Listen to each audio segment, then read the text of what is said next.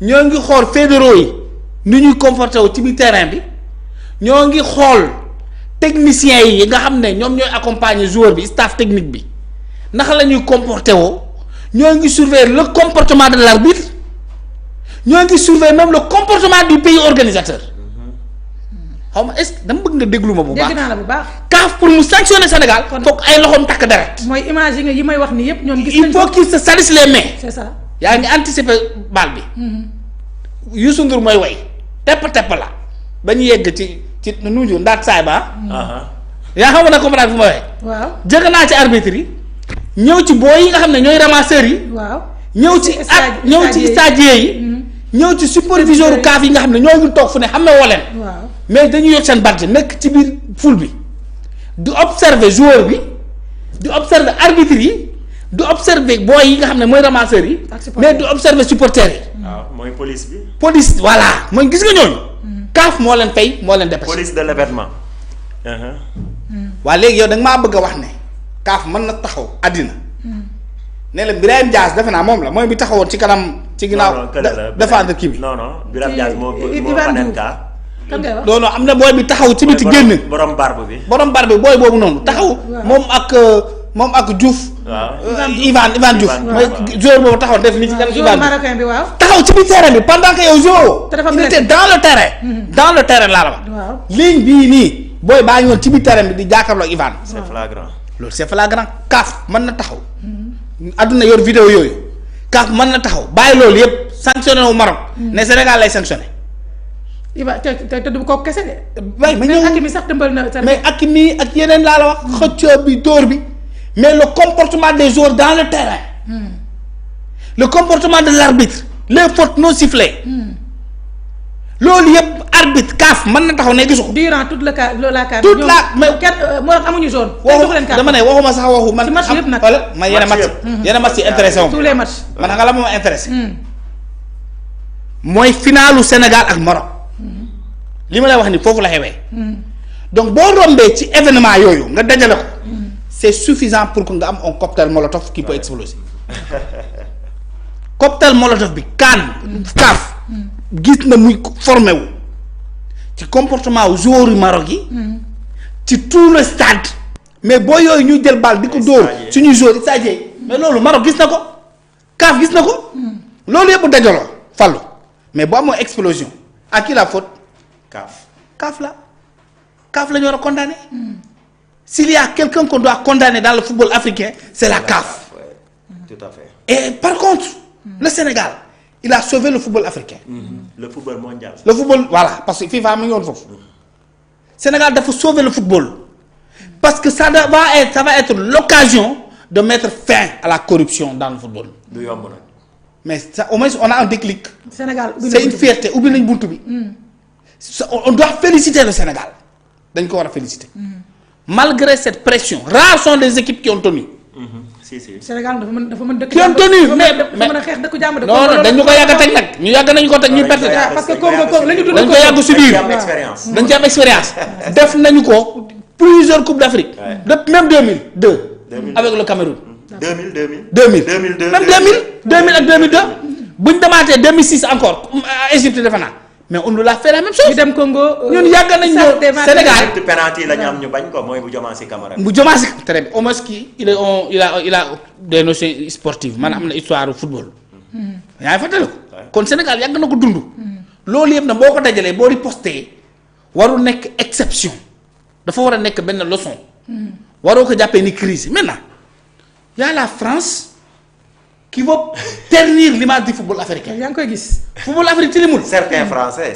Certains oui c'est vrai parce que j'ai vu quand même des journalistes honnêtes français. mais globalement malgré cet incident bi nii la toll lu tuuti la. parce que c'est pas la première fois ci histoire du football.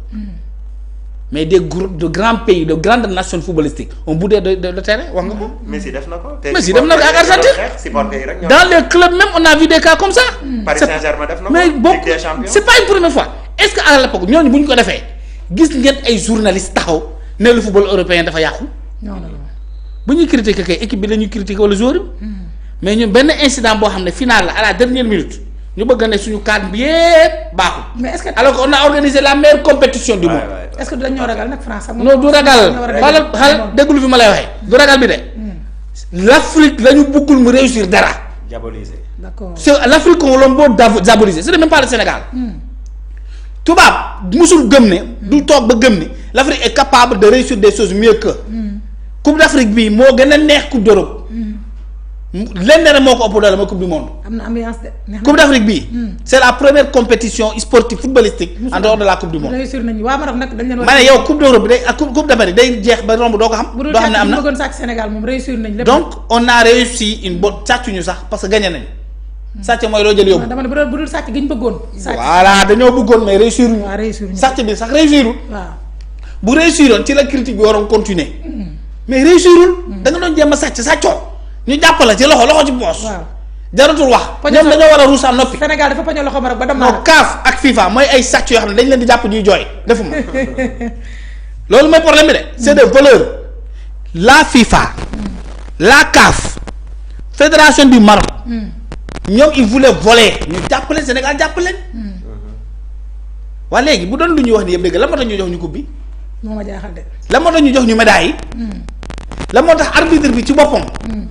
constaté wul tout de suite l'absence des joueurs dans le terrain pour mu forfait. Marocains yi nee nañ la moo tax defu ko coupe bi nañ ko denc parce que day sóob mu du dellu man am naa benn commentaire ma ne ko jël ci yàlla ne ko jógal ci sa chaise bi sa fauteuil bi moo gën a yomb nangu suñu coupe bii. comprendre. ku baa ngi fi de original bi d'abord mu ngi fii. waaw xam nga original bi dañ koy delloo après. waaw dañ leen defaral benn copie conforme nag boobu tam original lay doon. waaw mais bii da koy dellu da nga koy delloo après ñu defaral la copie conforme moom ngay téye. original baa ngi fi bu ñu defaloo ñu téye ko du ñu leen delloo sax original bi luñ ci man dañu yónnee armée fi fu mu toll nii Sénégal la ñu war a neexal ñu ñoo yor coupe d'Afrique bu baax bi de mu ngi nii président toog wala Fallou bu ñu defaloo duñ ko delloo. nañ moytu ñu yabal ay mercenaires ñu ñëw. mënuñu ko Toronto ak jubóowul ak ñun. am na fi de am na fi de. mënuñu ko monde ak yëpp am na fi de. ni sàcc ko bàyyi fa tamit sàcc na Égypte sàcc nañu coupe d'Afrique bi ba finalement noonu la réeré sax boobu. musul feeñaat Égypte entre Égypte ak Maroc. premier am na benn trophée bu fa réeroon bu ñu sàccoon après mu réer kenn xam maintenant en toute sincérité. bu njëkk ba France mooy manipuler mu ngi ci manipulateurs yi mag yi. ak Côte d'Ivoire gii coow li yëpp ci Afrique fii ñaari dëkk ñoo ñuy xeex fi Maroc ak Côte d'Ivoire. Côte d'Ivoire pourtant gars yi ñoom ñooy si. laa ilaha illallah Côte d'Ivoire grand Côte d'Ivoire ñoom ñooy coow li yëpp coow li di ko alimenté bi Côte d'Ivoire la de c'est la Côte d'Ivoire et le Maroc. baa ngay wax. non sérieux ñoom la ñoo bokk ndey ak baay de. Côte d'Ivoire ak Maroc ñoom teel nañu ñooy alimenté nii ñu coow li nii fu mu toll nii tous les autres pays de l'Afrique nous soutiennent. mais pourtant j'ai vu des Ivoiriens yoo xam exceptionnellement j'en ai vu moi aussi exceptionnellement mais dans la majorité ci réseaux sociaux yi Côte d'Ivoire mooy alimenté polémique bii nii ñooy dem ba créer ay faux titres on a déjà sanctionné le Sénégal. trophée bi dañ koy jël suñuy wutile dañuy neexal rek dañu bëgg am donc ay globalement on ne peut pas dire que maintenant par rapport ak Pape Thiaw kenn mënulu ko dara France nag dina ci def lu ne pour ñu yàqal ko. pour mu bañ a dem coupe du loolu moom nag suñu fédéraux yi taxaw. est-ce que ragaluñ ko ne dafa danger. mais loolu la ñuy du Pape Thiaw ne fait pas peur. parce que gis nga bi ñu dugalee. Pape Thiaw li nga xam ne mooy Égypte. premier demi-finale dañu gis Pape Thiaw bu doon Aliou Cissé day def indi ay défenseurs teg ko mais dafa yokk attaque bi. dama ne Pape Thiaw tiitalul France suñu joueurs yi. ñoo tiital France du Pape Thiaw de. waaw mais classement bi tamit am na ci. non loolu laa lay wax ni ñoom Pape Thiaw sax nekkul seen cible. kuy seen cible. mooy booy yi demoon ci duggoon ci gradin yi. ok parce que les sanctions ne peuvent pas être collectives. individuelles la. dañuy teg caméra yi xool joueurs yi ñu naan Krépin dugg na Sadio dugg na diw dugg na. ñu sanctionné nee na tel nombre de matchs doo leen ko football. mais pour une compétition continentale mënoo ci sanctionné pour mu am effet au niveau mondial mënu nekk. d'accord mais loolu dafay fekk ñun ñu am taxawaay bi. Sénégal fii parce que gis naa fi ay naafeq sénégalais yuy défendre la possibilité de sanctionner le Sénégal. ancien international sax gis naa ko mu toog fii di ko def. ancien international équipe Sénégal. di critiquer l'acte de Pape Thiaw. France Pape Thiaw intéressé wu leen de xam nañ ne équipe bi boo andiwaatoon Aliou Cissé mu defaat la même chose. boo jëlee Sadio Mané nga ne ko yaay nekk entraîneur dans le terrain mu classé joueurs yi. boo ko defoon Kalidou Koulibaly gën a géey mi ci boppam mënoon na toog sans un entraîneur tuuti muy classé booy ñu football lu nice mën nañu ko. France moo bëgg ñu jël suñu joueur dagg ci ay yenn tànk yi yenn tedd yi pour le match du kii mais du mën a mënul nekk ce qui se passe en Afrique se discute en Afrique. fa lay yem.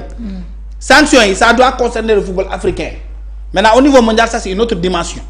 maintenant comme c'est tous des corrompus FIFA daa bëgg a organiser coupe du monde au Maroc. xam na lu ñu waxaale woon dinañu fexe ba ngeen jël coupe bi. ngeen am seen 5 milliards renforcer seen infrastructure yi. loolu yëpp luppe na Sénégal moo ko luppeloo. quand même on sait que Sénégal est un pays normalement qui doit être ciblé. mais nag taxawaay ba kese la. xam naa ne jamono Abdoulaye Wade. du demee nii même Macky Sall gi. ci lu ñuy gis ci suñu autorité politique yi. parce que le football aussi a un aspect politique. Ah oui, si, bien sûr. A un aspect, un volet politique. Mais s'il y avait même l'ancien président fédération. Augustin loolu du am. du demee noonu du demee noonu de. yi ñuy débuté nii du am. li ñu du ko am changement yee bari. équipe bi moo xaw a déstabiliser wu un peu surtout sur le plan comme li mu wax. mooy changement institutionnel bi nga xam mooy sunu les nouveaux nan la ko. les nouveaux têtes.